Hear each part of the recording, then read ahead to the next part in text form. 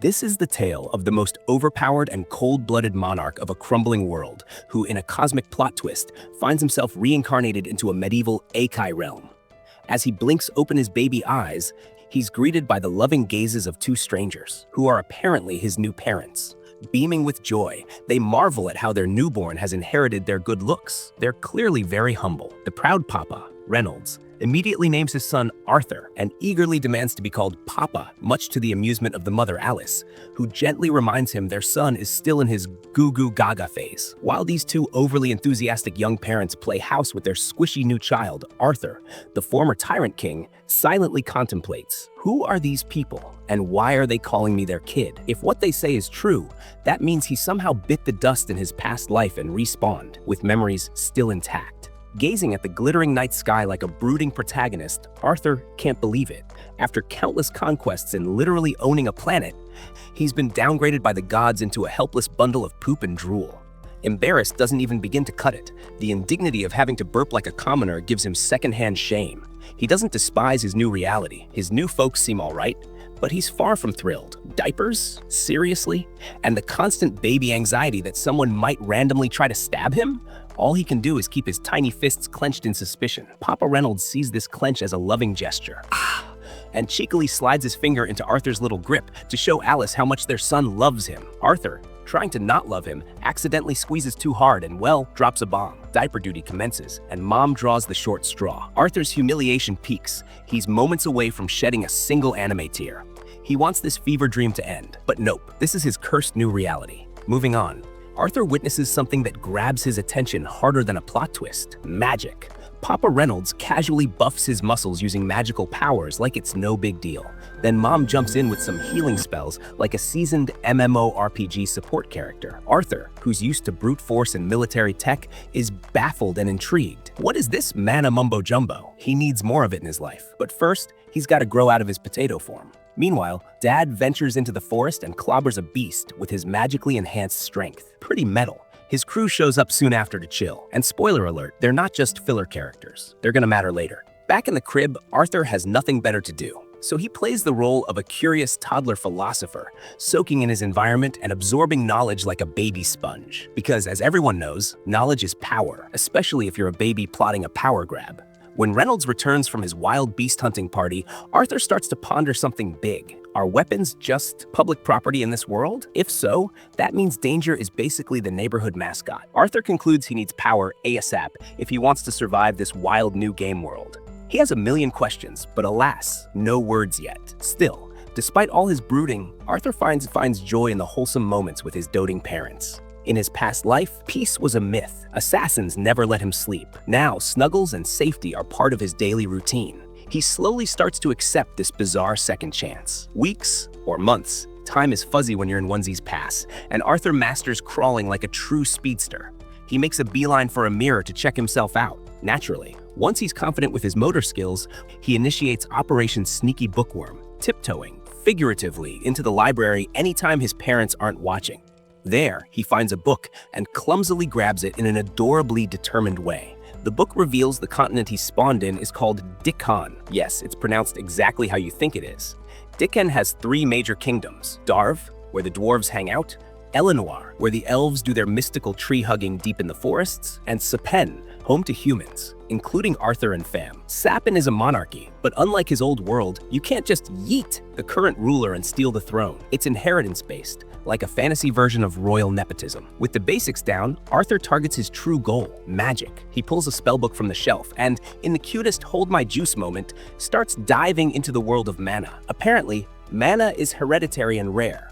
Only 1 in 100 people have it. 2 main forms exist: augmenting, which buffs your body stats like a shonen power-up, and conjuring, which lets you project mana and bend it like a budget avatar. Arthur realizes his mom is a straight-up conjurer, based on what he saw earlier. Every mana wielder has a mana core, which kicks in around puberty. Once they master it, they become mages, basically the wizards of this world. Arthur compares this whole system to Kai, which he's totally fluent in, being a martial arts legend in his former life. Still, he's not 100% sure if this mana stuff will be a useful tool or just glittery nonsense. Either way, he's ready to turn his inner kung fu instincts into baby-sized wizardry. Because if there's one thing Arthur refuses to be, it's average. He channels his inner Kai and is on the brink of reaching a certain level when his mother, Alice, interrupts him. She lifts him up like the baby he is and scrutinizes him closely. At first, he suspects she's seen through his facade, but she quickly reveals the true horror. He's soiled himself, which he clearly did.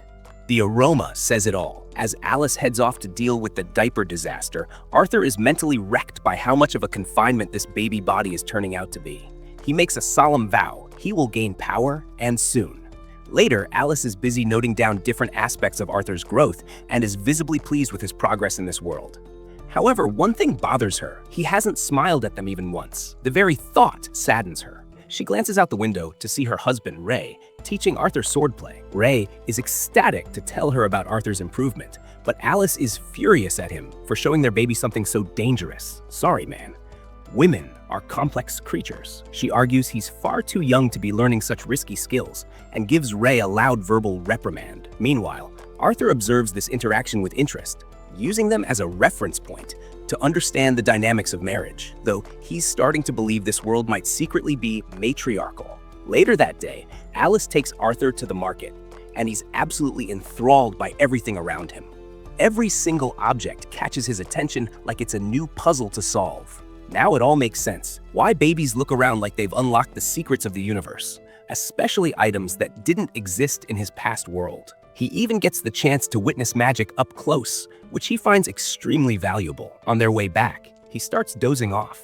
But before sleep takes him, he reflects on how helpful his family has been. When they finally return home, Alice carries him to his room and talks about how delighted she is whenever he sneaks out of bed to read or shows curiosity at the market. She believes he got those qualities from his dad, Ray. She then muses that Arthur might one day run off to explore the world, but deep down, she hopes he'll get to live a peaceful life. That evening, Arthur sees Ray performing magic and gets excited at the thought of having someone nearby to learn from. He watches Ray levitate rocks from the ground, but just as Arthur starts to feel let down, Alice assures him that Ray is only getting started. She encourages him to watch more attentively. Ray then amps up his magic and showcases some advanced techniques. Watching this, Arthur immediately concludes that his father is an augment. This pumps him up. He wants to show off a move of his own. But his imaginary performance gets interrupted when his mother reminds him it's bedtime. Again, as she carries him off, Arthur notices a book on the shelf and begins pointing at it, whining for her to let him read. After a moment of deploying his irresistible baby charm, she gives in and lets him read it for a short while. Somehow, this worked. While reading, he reflects on the knowledge he's gained and begins attempting to produce mana on his own. He starts channeling mana from various points in his body into one single spot. He continues this for a while, until the moment his parents assume he's asleep. Then suddenly, a massive explosion rocks the house. Ray immediately jumps in to protect Alice, burning his back in the process. Once he confirms she's okay, they both realize Arthur's still inside. Panicked, they dash in, and what they see leaves them completely shell-shocked. Arthur is floating in midair. They stand frozen, watching as he slowly descends. But before they can celebrate, the roof collapses. Arthur, being an infant, can't dodge in time, but his parents leap in and shield him from what could have been a tragic second death. Afterward, the entire family breaks down in tears. Arthur realizes then and there, Alice and Ray would do anything to keep him safe, a kind of assurance he'd never had in his past life. We're then shown a glimpse of Arthur's previous existence as King Grey. In that life, a royal servant was caught attempting to assassinate him. By law, the man should have been executed on the spot, but instead, the king's council chose to exile him, along with his entire family, back to his homeland, where a far worse fate awaited. The would-be assassin, desperate and terrified, begged Grey to spare his family. But Grey, cold as ice, slaughtered the man's wife and daughter right in front of him, not out of vengeance, but as a mercy. A chilling example of how heartless he had become. So it's almost unbelievable that this innocent-looking child Arthur is the same man who once ruled with such ruthless efficiency. Back in the present, Arthur is spending quality time with his father Ray, who gives him a pair of matching combat gloves. But Arthur declines, sticking with his wooden sword instead. He reasons that, given his current size, the gloves would shorten his reach and put him at a disadvantage. Ray doesn't protest. Instead, he smiles and jumps into their usual sparring routine. But today is different. Mid-fight, Arthur unveils his secret weapon. He's learned to reinforce his sword using mana. With one slick move, he completely disarms Ray for the first time ever. Ray stands there, stunned, utterly speechless at his son's rapid progress. Later, at dinner, Ray decides to get Arthur, a proper instructor, realizing he'd only hinder Arthur's growth if he kept training him alone, decides it's time to step aside. That instructor is none other than Arthur's father, Ray. But Arthur's mom, Alice, opposes this. She knows bringing in a professional tutor means Arthur will have to leave their peaceful hillside home and go far into the city, all alone at the fragile age of 4. Ray insists. He reminds Alice that Arthur can now enhance objects with magic and argues it's necessary for his future. The couple go back and forth over dinner, voices rising into a full-blown argument. Watching the tension unfold, Arthur comes up with a simple, clever solution to end the standoff. He suggests they all move to the city together. That way, Ray gets Arthur trained by a proper tutor, and Alice doesn't have to be separated from her little boy. They both immediately agree and begin packing. Before long, Ray's old adventuring group, the Twin Horns, arrives in person to escort Arthur and his family to the city. Arthur introduces himself to the party and meets their leader, Adam, who casually mentions they've met before, but doubts a 4-year-old would remember. Arthur, however, remembers everything with crystal clarity. Back when he blew up the house, the Twin Horns had helped rebuild it. That's also when he overheard a conversation and discovered that both his parents were once part of the group before settling down. When Adam finishes chatting, Angela suddenly swoops in and crushes Arthur in a hug tight enough to squeeze the soul out of him. Darren, the tank of the group, notices the kid struggling and quickly prees him away. That's when Arthur notices someone else watching him from atop the carriage. A girl named Jasmine, silent and seemingly distant. Arthur finds himself momentarily lost in her eyes. Then Helen walks over, shakes his hand, and introduces both herself and Jasmine, who doesn't say a word. With introductions done, the journey to Zyra City begins. Arthur quietly mutters to himself about how primitive this transportation system is compared to the flying cars of his old world. Still, he doesn't entirely hate it, especially with his ever-caring mother by his side. They take several breaks along the way. During one of them, a pack of wild wolf monsters ambushes the group. Arthur sees firsthand just how dangerous the outside world can be. Jasmine jumps into action, slicing through the wolves with ease using her daggers. Ray, Adam, and the rest of the Twin Horns soon join the battle and swiftly take care of the threat. Watching from the sidelines, Arthur is inspired by their strength and starts looking forward to fighting alongside them one day. That night, they celebrate with a feast. But Arthur notices Alice not eating a thing. She claims she's full, but something feels off. Then, she notices a wound on Ray's arm and immediately gets up to heal him. As she casts her magic, the group subtly shifts, becoming more guarded. Their eyes scan the area carefully to ensure no outsiders are watching. It becomes clear to Arthur that healing magic is rare and highly coveted in this world. This must be the reason why his parents chose to live far away from society, to keep Alice's gift hidden. After dinner, Adam borrows Arthur from his parents for a quick spar, curious to see if the boy is as skilled as Ray claims. The entire party gathers around, forming an impromptu crowd. Arthur, all of 4 years old, wonders if anyone there is even slightly concerned about him. This is his first real sparring match against someone other than his dad, and unlike Ray, Adam's using a real spear, even if it's covered in cloth. As soon as the match begins, Adam enhances his spear with mana. Arthur mirrors the move but goes further, channeling mana into his feet for a burst of speed. In a sudden blur, he rushes forward and lands the first hit before Adam can react. Then he slides smoothly between Adam's legs and creates distance again, leaving the entire group speechless. They clash once more, but the power gap quickly becomes clear. Lacking raw strength, Arthur is sent flying by a single blow from Adam. As he tumbles through the air, he realizes just how fragile his child-sized body truly is. Before he can hit the ground, Angela uses her wind magic to soften his landing. Duran immediately calls out Adam for going too hard on a kid, reminding him he was supposed to hold back. Adam raises his hands in defense, admitting he got carried away. Arthur's technique had genuinely caught him off guard. Deep down, Adam's wondering what kind of insane training regimen Ray must have put this kid through. Turning to the side, Arthur spots Jasmine staring at him again, this time with a look of fascination. She asks how he pulled that move off and insists he teach her.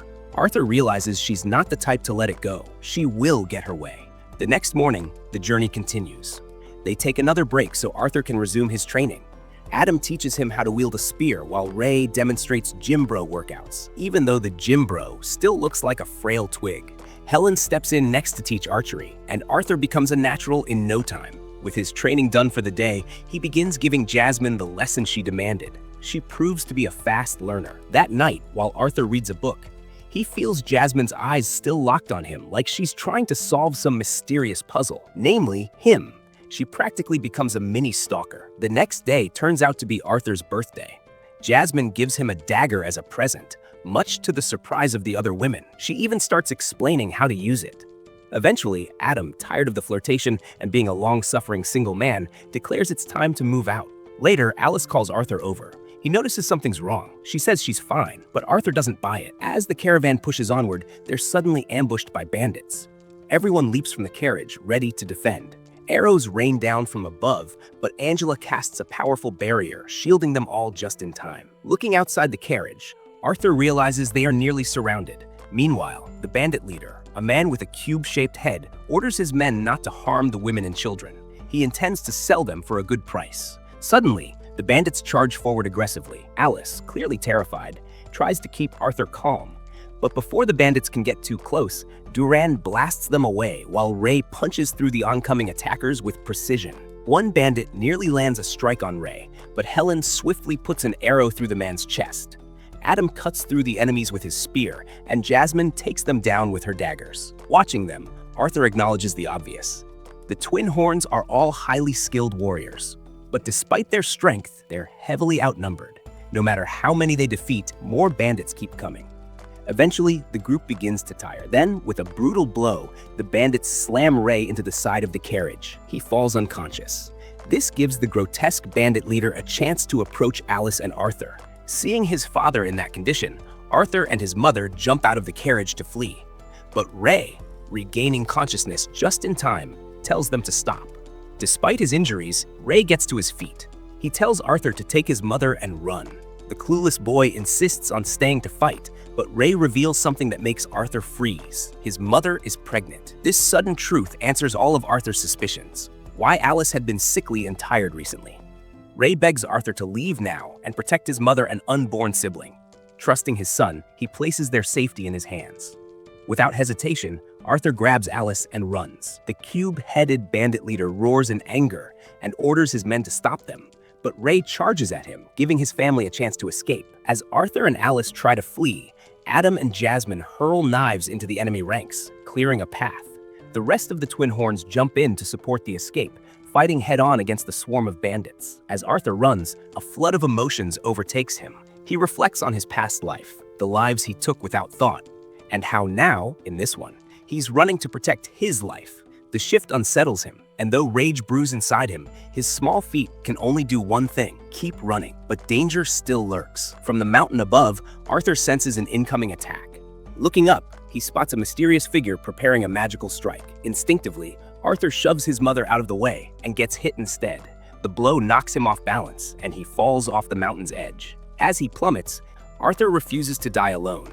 Remembering the dagger Jasmine gifted him, still tied to a string, he hurls it mid-fall. It catches the leg of the attacker and drags the man down with him. Back on the mountain, Daran and Angela desperately try to save Arthur with their magic, but he's already too far gone. Alice stands at the edge, arm outstretched, helplessly watching her son fall. Tears run down her face. Meanwhile, Arthur, free-falling, reflects on his brief but meaningful life. He feels peace knowing he protected his family, even if it cost him everything. He only regrets not being the big brother he dreamed of becoming, but fate has other plans. Amazingly, Arthur survives the fall. When he wakes, he finds himself face to face with a massive, fierce-looking monster. Fear instantly grips him. He tries to strike her, assuming she's his captor, but with a casual flick of her fingers, she pushes him aside and assures him she's not an enemy. The monster, surprisingly gentle, collects magical fruits from a strange plant and brings them to Arthur, assuming he needs food to recover. Arthur, still skeptical, doesn't know what to think. She acts more like a nurturing mother than a beast. Unable to move from the pain and overwhelmed by everything, Arthur starts crying uncontrollably. The monster lady promises to answer his questions if he eats. Reluctantly, he accepts and eats the fruit. True to her word, she begins explaining. Using her spatial awareness, she has confirmed that Arthur's family defeated the bandits and left the area safely several days ago. Arthur is flooded with relief. His parents and his soon-to-be sibling are alive. He thanks the creature for saving him. Not knowing what to call her, she introduces herself as Sylvia, but Sylvia, despite her kindness, is clearly hiding something. Arthur stays under her care for several days, eating the magic fruits that rapidly heal his wounds. Once he can walk again, he tells her he wants to return to his family. But Sylvia warns him that they're in dangerous territory filled with beasts and bandits. Alone, he wouldn't survive a day. Still, she can't bear to keep him from his family. Using the last of her magical power, she begins preparing a dimensional rift that will send him back. While she prepares, Arthur trains daily. He practices swordsmanship, meditates to strengthen his mana, and keeps wondering, why is this terrifying-looking creature so kind to me? What secrets is she hiding? And why is there a hole in her chest? Sylvia never speaks of herself, and Arthur has no way of knowing. One day, during meditation, Sylvia observes his mana control and becomes intrigued. She introduces him to something rare and powerful, a way to gather mana from the surroundings while using it simultaneously. She explains that most people are restricted by their belief that mana must be gathered first, then used, making the process inefficient. But magical beasts like her are capable of doing both at once, as naturally as breathing.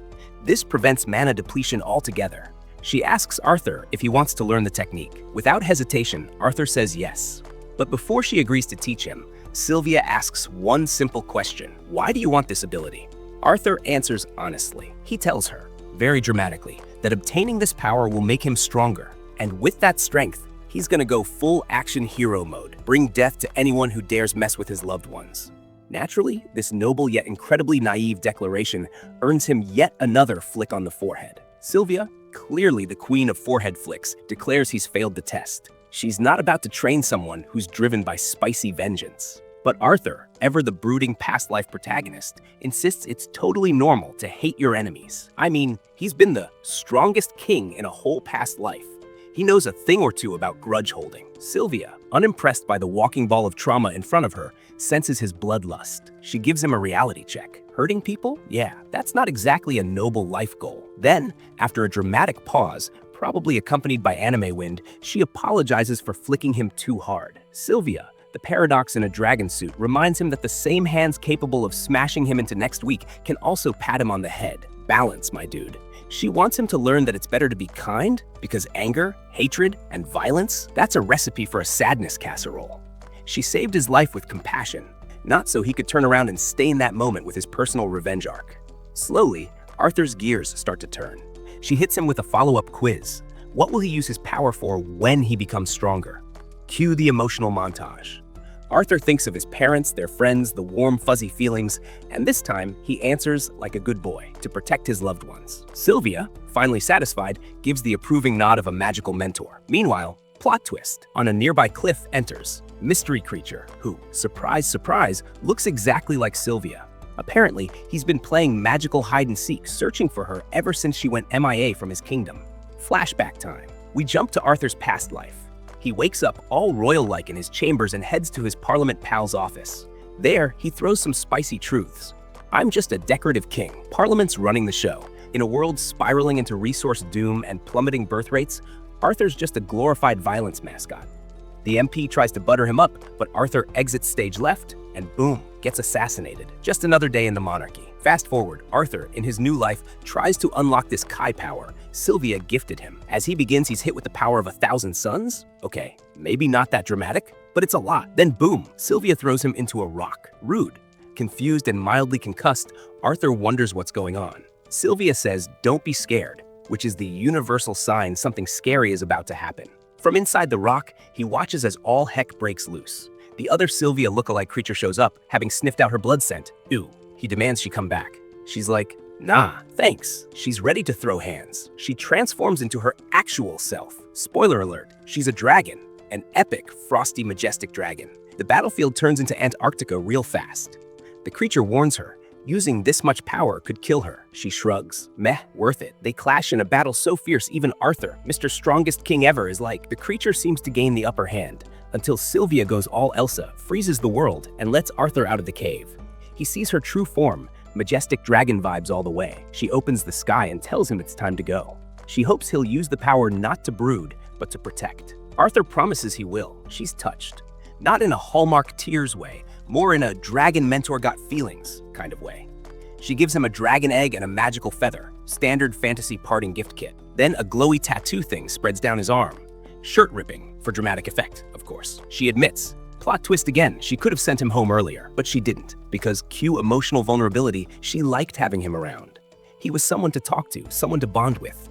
He'd been her little found family gift. Arthur tears up, Sylvia tears up. It's a mess. He tells her, dragon or not, she's family. She jokes, you already got a mom kid. And Arthur says, then you're my grandmother. And that breaks her. Even dragons cry, folks.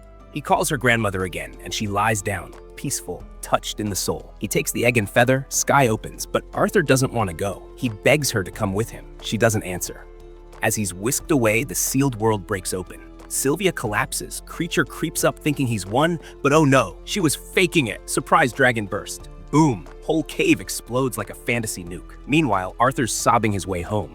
Sylvia's voice echoes in the sky, spiritual voicemail style. She tells him not to let sadness ruin him. Smile through the pain, take it slow, change the world, one little good deed at a time. He doubts himself, classic, but she reminds him, you are King, Gray, strongest king. She fades into the wind. Arthur, now back on Earth, tucks the egg and feather in his bag. Yes, the egg. No, it's not breakfast. Calm down. It's not that kind of story. Just then, a sound echoed nearby. Because of course it did. You weren't expecting him to just walk away, were you? You drama addicts. Immediately, Arthur uses his muscle enhancement to leap to the top of a tree. Yeah, he's a 10-year-old gymnast with cheat codes. Don't act surprised. Half of you skipped leg day your entire life. From his perch, he notices the egg is vulnerable. Then it's full-on anime mode, branch to branch, flipping through the forest like a caffeinated Tarzan. He stumbles upon a group of bandits who, shocker, had just attacked a carriage and are now taking a young elf maiden prisoner. Real original, guys. I swear, if fantasy bandits had LinkedIn profiles, elf trafficking would be under skills. Arthur sees this and flashbacks to that gang attacking him days ago. Insert dramatic music. Cue the rage. But he holds it in.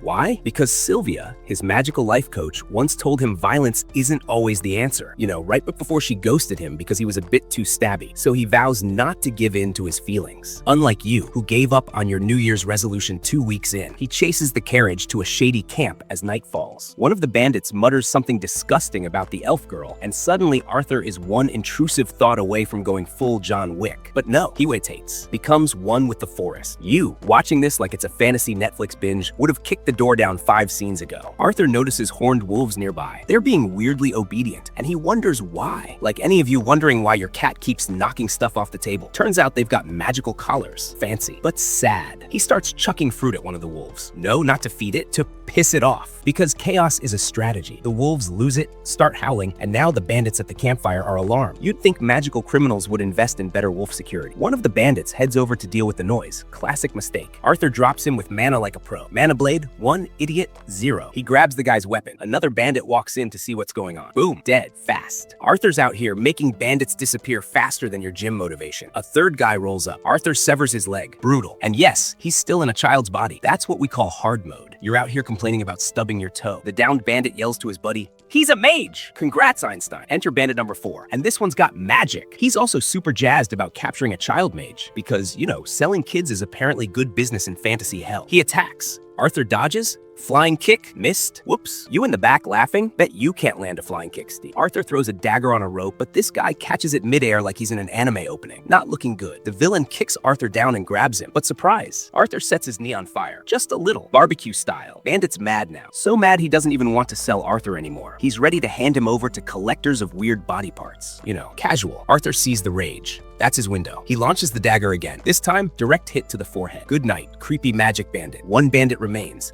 and he's suddenly real humble, begging, pathetic. Arthur remembers how the elf begged earlier and how this guy didn't care. So you can guess what happens next. Yeet! He enters the carriage and removes the blindfold from the elf girl. For a second, she looks like someone else to him. But nope, no time for memory lane. He tells her she's free. The elf, finally seeing her rescuer, asks if he's hurt. Arthur shows a nasty wound that would make any child cry, but he shrugs it off like he's too cool for band-aids. Then he realizes this is the first time he's seen another kid his age since being reincarnated. Aw, bonding moment. Don't cry, you softy. He covers the bandit bodies with blankets. Respectful. Not something a child should see, he says. The elf hits him with, you're a child too. Boom, roasted. She wants to know what happened to her kidnappers. Arthur lies. Accident. Sure, let's go with that. He gathers her stuff and says it's lucky he showed up. She blushes, grabs his hand. She doesn't say anything, but her look screams, please don't leave me. I'm scared. Meanwhile, half of you are like, ship it. Calm down. She's 10. Arthur reassures her. The baddies are toast. She thinks this kid must be crazy to leave a girl this pretty alone. Bold, confident, delusional.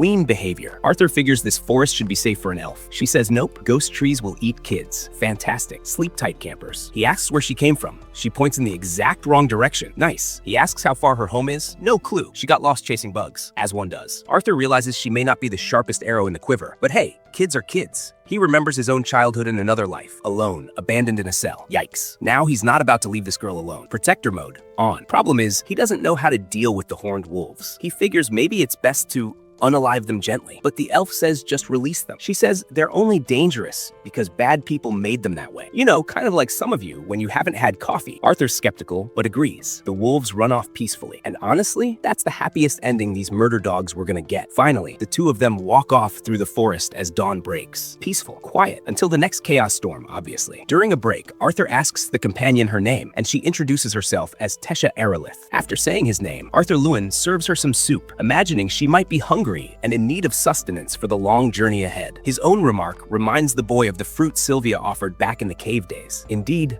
Arthur is beginning to sound like Sylvia. He's one you must train harder away from becoming a bootleg anime mentor. Tesha confesses that the food smells odd. Arthur explains that it's just boiled dried meat with a bit of salt, which probably would have tasted better with some herbs. Gourmet cooking? Nah, this is culinary war crime level. Faced with the elf's grimace at the meal, Arthur reflects that he has always seen food merely as a means to obtain nutrition. Tesha admits she would love to have some sweets, and Arthur concludes that this child is a model of childlike behavior. She asks why he came to Old Forest, and he mentions that he lost track of his family, which makes the elf feel a connection, as she too is lost. Arthur inquires about life in the land of the elves, and she shares that it's fun in Alanoir. Since her parents are very busy, she spends a lot of time with her grandfather and caretakers. Soon the journey proves to be much longer than Arthur expected. So far, there's no indication of Alanoir's location. Great. They're officially on the Fantasy Lost Kid tour. At one point, Tesha becomes surrounded by numerous insects, which according to her are common in her homeland for marking trails. Tesha places an insect on Arthur's ear, pretending it's an earring, and he discovers that this is how children play, as he never had the chance to be a child himself. During their walk, Tesha excitedly talks about how when Harana awakens, she will train at her master's house. Arthur asks if there isn't a school system in her land instead of a private mentor, but the elf has no idea what he means. This girl out here acting like school is a cryptid. Meanwhile, a horned wolf lurks in the forest, and Arthur is aware of it. When night falls,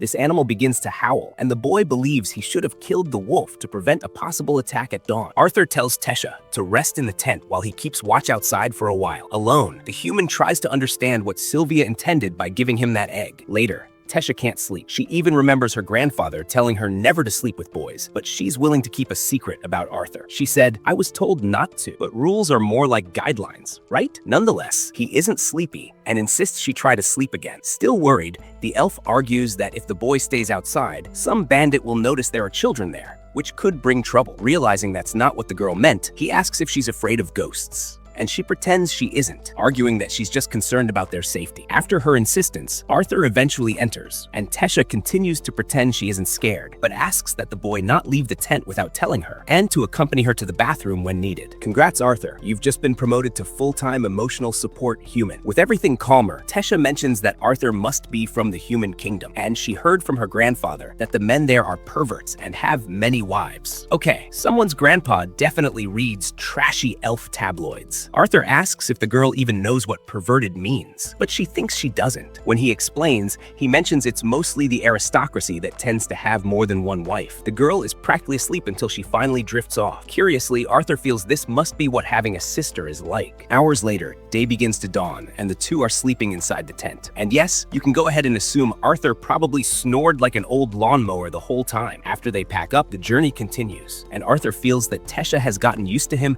and seems to have forgotten the men who attacked her. Wow. Trauma response speedrun, huh? Must be nice to have main character resilience. Truth be told, the boy was worried about his family, and not being able to go after them soon was frustrating. But something unexpected happened and changed his perspective. Suddenly, from his manor, an unbearable pain surges through the boy. Don't Google what a manor is. Just know it hurts. Like 8 gas station sushi at midnight? Bad. Tesha runs to pick some plants that might alleviate the pain. And as he is suffering too much, Arthur cannot stop the girl from entering the dangerous woods alone. As time passes, the pain doesn't improve, and the intervals between the bouts get even shorter. To make matters worse, the horned wolf appears in front of him with a piglet in its mouth. Tesha arrives shortly after with a medicine for stomach pain, and Arthur tells her to stay away from the wolf. However, The wolf lays the pig on the ground and leaves without showing any hostility, because nothing says "we cool" like an unsolicited pork delivery. Seeing this, Tesha believes the animal might be grateful for having been set free. When the moon takes over the sky again, the pair set up another campfire to spend the night and feed on the pig left by the horned lupine. Tesha mentions she didn't find medicinal herbs, but she found mushrooms that might be useful, as they are so nutritious that the women in Eleanor always eat them. Excited about this, Arthur even eats the mushrooms. Rookie mistake, bro. And then spends the entire night spraying the trees and cleaning his rear with leaves. Yeah, you heard right. Dude went from hero to biological sprinkler in 0.2 seconds. Hope you're not eating right now. As bedtime approaches, the human's eyelids begin to weigh down. While Tesha says that the elves always tell stories at bedtime, stories about the human kingdom and the nation of dwarves. The elf has always wanted to visit these places, but thinks there are too many bad people there. In fact, the people of Alanoir tend not to trust outsiders because of this, especially humans. When she finishes talking, Tesha realizes that Arthur has fallen asleep, so she covers the boy with a blanket and concludes that she is the more grown-up of the two. She's not wrong. One's telling bedtime stories, the other's losing a duel to mushrooms. When morning arrives, the pair set off once again for the hike, and Arthur Lewin suffers from stomach pain and also in his monor. Don't laugh. Okay, laugh, but you're going to hell for it. Unfortunately, as he himself knows, children are too weak for journeys as harsh as these. Tesha pauses to point out that the two of them have become quite close over the days, so she asks if it's okay to call the human Art as if they were friends. He says it's fine, but as the girl complains that his response was too dry, he says the following sarcastically: "For someone from the countryside and of humble origin like me, being called so affectionately by Lady Tesha Aerolith is an honor I am unworthy of." Tesha complains that his jokes sound like they're from an old man. You have a certified dad joke offense coming from a literal 12-year-old. Arthur retorts that he doesn't want to hear that from a crybaby who can't even go to the bathroom alone. Savage, this friendship is powered by insults and repressed trauma. The elf gets annoyed with the boy's behavior, especially since she was just starting to think of him as a friend. The word friend brings back horrible memories for the human, but he lets it go for now. Soon after, the two reach a portal that makes Tesha happy as they have finally arrived. She walks up to the passage and reaches out her hand to her friend. Check out these videos appearing on your screen and subscribe so you don't miss the next— wait, wrong universe. My bad. Carry on. Let me know when you're ready for the next chapter of Arthur's Misery Saga, sponsored by Poor Life Choices and Mushrooms.